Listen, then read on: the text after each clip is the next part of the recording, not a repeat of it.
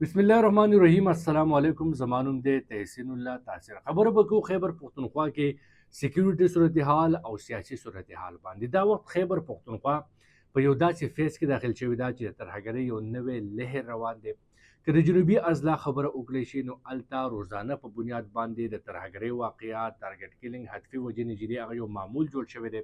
د خلکو ژوند غیر محفوظه جوړ شوی دی او دغه خلک اوس راوتي دي په سړکونو باندې امن پاڅونونه کوي، ولسي مارچونه کوي، د امن مطالبه کوي، وایي چې موږ ته دې امن راکړی شي، موږ ته دې سکون راکړی شي، زموږ ژوند دې محفوظه جوړ کړی شي. خو بل طرف ته خیبر پختونخوا حکومت د سره دا ترجیح نه ده چې په صوبه کې امن قایم کړی شي، بلکې جنوبي اضلاع کې د خیبر پختونخوا کې د پی ټی آی چې کوم حکومت دی د هغې ریټ ختم شوی دی. حکومت سره دا احساس هم نشته. د حکومت د ټول غټه ترجیح سره چې هغه لاهور ته لاړ شي او هلته چې کوم د پی ټی آی اراکین د عدالتي فیصلې نه بعد لرې کړی شوي دي هغوی سره اظهار یکجهتي وکړي. یعنې دلته امن غټه مسله ده که نه؟ په پنجاب کې د پی ټی آی مخصوص نشستونو باندې راغلي کسان لرې کېدل غټه مسله ده. دا انتهایی یو ډیر بچکانه، یو ډیر امیچور حرکت دی د خیبر پختونخوا حکومت.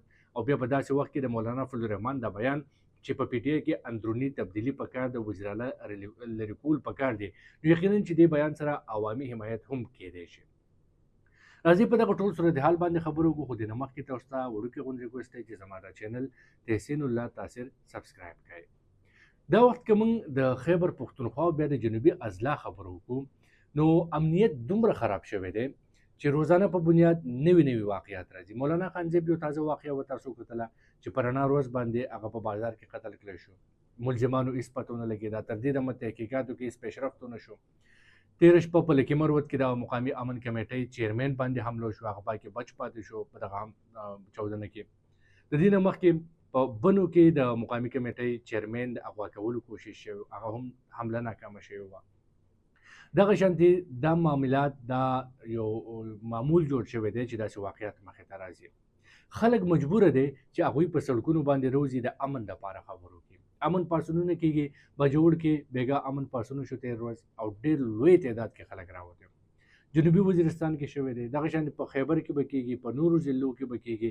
مقرر تاریخونو باندې به دا خلک روزي او د دوی دا مطالبه ده چې زموږ په سیمه کې دې امن بحال کړی شي. د دې نه علاوه په وزیرستان کې نن څلورمه ورځ ده چې درنه روانه ده او په هغې کې سیاسي قیادت هم ورسره ناست دی د خیبر پختونخوا، که د ان پي شي یا د نورو پارټیانو شي. دغه شانتې په لوی تعداد کې عوام هم ناست دی او د دوی هم دا مطالبه ده چې زموږ په سیمه کې د امن راویستلی شي. امن نشته دی، حکومت ریټ ختم شوی دی، د دوی ژوند ته خطره ده. په بازار کې دوی محفوظ نه دي، په کورونو کې دوی محفوظ نه دي، په ګڼه ګوڼه کې دوی محفوظ نه دي، یوازې دوی محفوظ نه دي. یعنې یو انګل سره هم تاسو وګورئ نو هلته صورتحال انتهایی خراب دی او دا خلک په دغه باندې مجبوره دي چې د امن مطالبو کې بهر ته راوځي. بل طرف ته حکومت څه کوي؟ د حکومت نااهلي تاسو وګورئ چې وزیر اعلی ګنډاپور په داسې وخت کې چې کوم د موجوده خیبر پختونخوا صورتحال دی هغه سره د قافلې لاهور ته لاړ شي او چې پنجاب اسمبلی کې کوم د پی ټی آی اراکین چې مخصوص نشستونو باندې د عدالتي فیصلې نه بعد هغه لرې کړی شوي دي او وایي چې دغه کسان متاثر دي، موږ د دوی سره اظهار یکجهتي کوو. دا فیصله تاسو کوي چې دا وخت خیبر پختونخوا حکومت لا د ټول نه زیاته ترجیح د صوبې په امن پکار ده که نه پنجاب کې چې دغه خلک نااهله شوي دي د هغوی سره اظهار یکجهتي باندې پکار ده. یعنې دا دومره ګرانه غاټه فیصله وه چې دوی سره دغه 13 کسان چې دي دا مړه کېدل او دلته په صوبه کې سره روان دي نو هغه خیر دی چې روزانه په بنیاد درزنونو کسان شهیدان کېږي، هغه خیر دی. پنجاب زموږ دپاره ډېر ضروري دی. ټیک د په سیاسي بنیادونو باندې ته هغوی سره اظهار یکجهتي کولی شي، ته خپل پارټي ډیفینډ کولی شي، ته دفاع بیان جاري کولی شي، خو کم از کم خپل ذمهواریانو خو اول پوره کول پکار دي که نه. په خیبر پختونخوا کې د پی ټی آی 14 کال دی، اولنی حکومت پرویز خټک حکومت کې حالت تر ډېر حده پورې ښه و. د هغې غټه وجه دا هم وه چې نون لیگ حکومت کې اپریشن ضرب عضب روان و او د هغې سره دهشتګردي کافي حده پورې کمه شوې وه. محمود خان حکومت کې هم حالت تر ډېر حده پورې ټیک و، خو په اخره کې چې دغه دهشتګرد واپس راویستلی شو، دلته سیټل کړی شو او موجوده حکومت کې تاسو ګورئ چې دوی ورته یو بالکل کلو میدان پرېښودی دی چې راځئ تاسو څه خوښئ څه مرضي هغه کوئ. که په ښارونو کې خلک وژنئ، که په سکولونو کې وژنئ، که په جوماتونو کې وژنئ، که پولیس چوکیانې پرخه کوئ، چې چېرته مو مرضي خلک هم اغوا کوئ، ټارګټ کیلینګ هم کوئ او دماکې هم کوئ. حکومت لخوا تر اوسه پورې داسې هېڅ جامع منصوبه مخې ته رانله. د وزیر اعلی د خولې نه به تاسو دا بیان نه اورېدلی چې موږ امن دپاره دا کوو یا زموږ دپاره موږ سره امن دپاره دا منصوبه ده. د عوام د فلاح بهبود دپاره به تاسو د وزیر اعلی د ګنډاپور د خولې نه خبرې نه اورېدلي. تاسو به د هغه د خولې نه دا نه اورېدلي چې پښتونخوا حکومت یو میګا پراجکټ شروع کړی دی. واړه پراجکټونه هم نشته دی.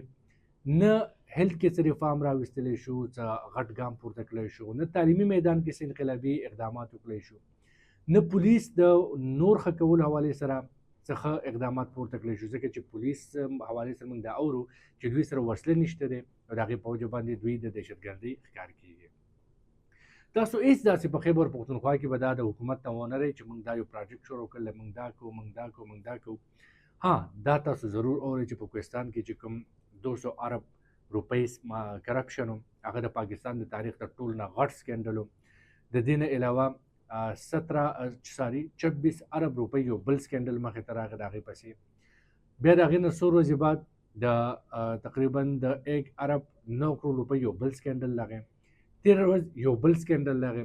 خیبر پښتونخوا ترقیاتي کارونو په ځای میګا پراجکټ په ځای باندې ټوله توجه په کرپشن باندې ورکړې ده او په فضولیاتو باندې ورکړې ده. د عوامو سره هیڅ فکر نشته دی.